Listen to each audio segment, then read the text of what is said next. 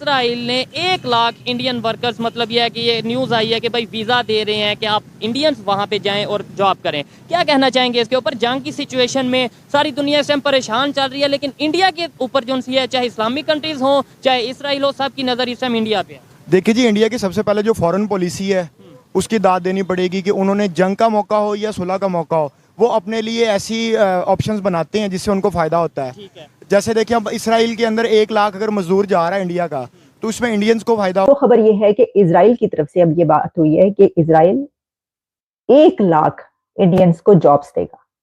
Israel से एक बहुत बड़ा बयान आया दोस्तों, और बयान यह है कि इजराइल में 1 लाख भारतीयों को नौकरी मिलेगी। अच्छा, इसके पीछे स्टोरी क्या है? स्टोरी समझने वाली है। ऐसा क्या हुआ कि इजराइल को इतनी मोहब्बत आ गई और इजराइल ने बोला कि ऐसी चीज में भी नहीं। अब जो भारत है, खैर उसमें आपने कहा कि वर्कर उनके जाएंगे, वर्कर तो उनके हर जगह जा रहे हैं, बल्कि उसमें कई ममालिक में कई नई एवेन्यूज जो है दे आर गोइंग। जर्मनी में काफी जा रहे हैं इस वक्त, अगर देखा जाए तो भारतीय जो है वो काफी जा रहे हैं। नमस्कार दोस्तों, बड़ी खबर है। इजराइल ने कहा है भारत से हमें 1 लाख वर्कर चाहिए। ये बात सुनते ही पाकिस्तानी मीडिया का गजब का रिएक्शन आया है। चलिए क्या कह रहे हैं सुनते हैं। जैसे कि हम जानते हैं, इजराइल और हमास के बीच में युद्ध चल रहा है। ये युद्ध के कारण इजराइल में काम करने वाले 93,000 फिलिस्तीनी काम छोड़ चुके हैं। इसलिए इजराइल ने भारत से 1 लाख लोगों को जॉब देने की बात कही है। जैसे कि हम तो जानते हैं, इजराइल और भारत बड़े अच्छे दोस्त हैं। चलिए आगे बढ़ते हैं। मैं तो इनको इतना कहूंगा, चाहे इन लोगों को बुरा लगे कि मौलवियों की तो रोजी खुल गई है।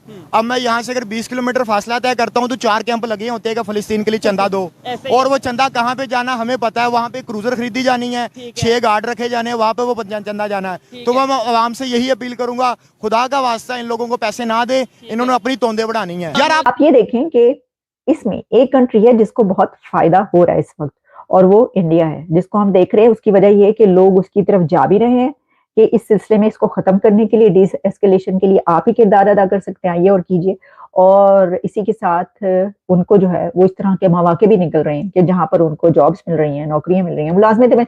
वैसे तो मैं समझती हूँ कि वो कौन सा कंट्री है कि जहाँ पे वो जॉब्स नहीं कर रहे। ये तो इजराइल में वैसे भी बड़ी तादाद में इंडियंस जो है वो मौजूद हैं। और हाँ, साइंस और टेक्नोलॉजी की जहां पर बात करें तो क्योंकि साइंस और टेक्नोलॉजी इजराइल की अपने अंदर भी बहुत आगे हैं, तो उसमें उनके अपने लोग भी काम करने वाले हैं। लेकिन दुनिया भर में जहां पर साइंस और टेक्नोलॉजी की जॉब्स जो है वो निकलती हैं, उसमें भी उनके नौजवानों को जो वहां पे आईटी इंस्टीट्यूट से पढ़ के निकले होते हैं उनको। लेकिन अब वहां पे भारतीय जाएंगे। पहली चीज, फायदा क्या है भारतीयों को और फायदा क्या है इजराइल को? भारतीयों को फायदा है कि ये लोग जाएंगे, इंटरनेशनल एक्सपोजर मिलेगा। दूसरा फायदा जो भारतीयों को है वो डॉलर कमाएंगे, क्योंकि यूएस डॉलर्स में पेमेंट होगी और वापस रेमिटेंसेस भारत आएंगे, जिससे भारत की इकोनॉमी पर बड़ा अच्छा फर्क पड़ेगा। और तीसरी चीज जो बड़ी इंपॉर्टेंट ये है कि इन लोगों को लेटेस्ट टेक्नोलॉजी, क्योंकि इजराइल जैसी टेक्नोलॉजी दोस्तों शायद ही या तो अमेरिका के पास है, इजराइल के पास है बहुत। जो how do you see this Israel demand for the Indian workers? लगता तो यह है कि बेनिफिशियरी तो इंडिया हो गया इस क्राइसिस का, जिसके वर्कर्स और सारे पढ़े लिखे लड़के वहां चले जाएंगे फॉर जॉब्स। जी, मतलब पहले भी तो आप देखें 18,000 इंडियन थे इस वक्त। ये जंग से पहले ये जब नंबर सामने आए थे, 18,000 इंडियन थे इजराइल के अंदर। और हम सरप्राइज, उसमें जो तीन इंडस्ट्री में थे वो, एक तो जो सीनियर केयर थी, उनके घरों में काम करने वाली इंडियन नर्सेज थी। दूसरे डायमंड ट्रेड के अंदर, क्योंकि भारत की भी मोनोपोली है गुजरात की, डायमंड इजराइल की भी है, तो डायमंड इंडस्ट्री में थे। तीसरे थे उनके आपके हाईटेक, वो जो दूसरे जो इंटरनेट वाले, ये सारे जो कंप्यूटर रिलेटेड थे।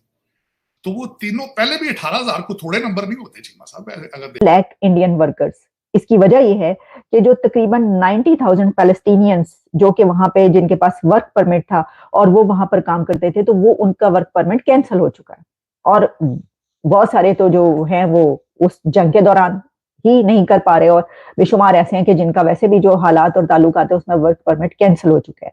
तो इस बिना पर अब इजराइल को वर्क फोर्स की जरूरत है, जिसमें इंडिया को इस वक्त बहुत बड़ा ये फायदा हो रहा है कि इजराइल और इंडिया के, क्योंकि डेकेड्स पुराने रिलेशंस और बहुत ही मतलब वो तो बिल्कुल साथ खड़े हैं, एक ऐसे दोस्तों की तरह जो है वो जाहिर है उसमें उनको समझते हैं वो कि इंडिया जो है वो वहां से वर्कर्स लें और उन्होंने कहा कि हम इस सिलसिले में निगोशिएट कर रहे हैं और हम ये इंतजार कर रहे हैं। तो इजराइल को जब 1 लाख की वर्कफोर्स आएगी भारत से इजराइल को हाईली ट्रेंड मैन पावर मिलेगा, इजराइल को हाईली डिसिप्लिन्ड मैन पावर मिलेगा और इजराइल को ऐसा मैन पावर मिलेगा जिसका आतंक से दूर दूर तक कोई लेना देना नहीं है। लॉ अबाइडिंग लोग हैं, मेहनती लोग हैं, ज्यादातर ये पॉलिटिकल लोग हैं। चुपचाप रहो, काम करो, मेहनत से काम करो, क्वालिटी प्रोड्यूस करो, पैसा लो, कहानी खत्म करो। ये ज्यादातर हिंदुस्तानियों का एटीट्यूड रहता है।